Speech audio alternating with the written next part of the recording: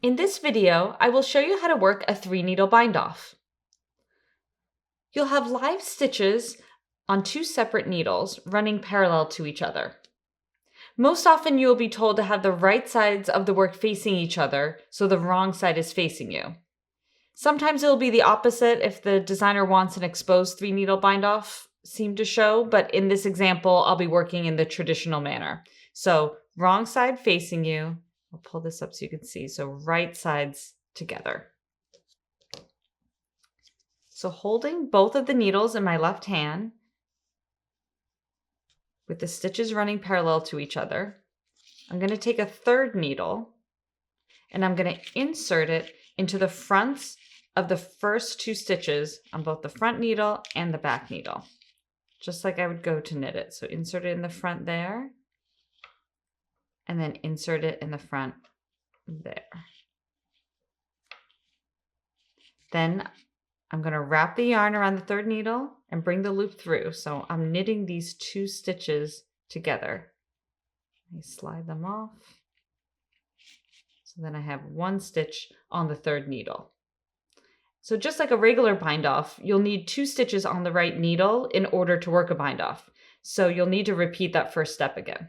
So insert the 3rd needle into the stitches on both the front and the back needle and knit them together. Then just like a regular bind off, you're going to want to take one of the left needles, doesn't matter which one. You're going to want to insert it into the further stitch on the 3rd needle and lift it up, over the stitch, and off of the needle. So 1 stitch has been bound off. So then to bind off another stitch, you have to knit these 2 stitches together. So that way we have 2 stitches on the right needle again. Then lift this stitch, lift this stitch up and over and off of the needle.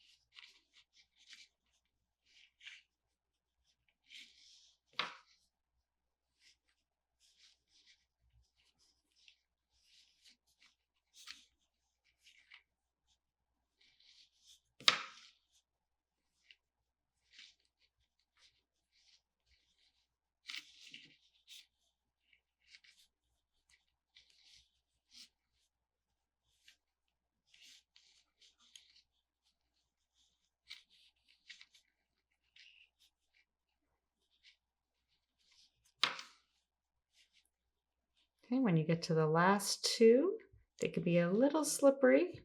So just use your left hand to kind of hold them. Put them together. Okay, so now I can get rid of both of those needles, or actually just one of those needles, because then I still need to lift this one up and over.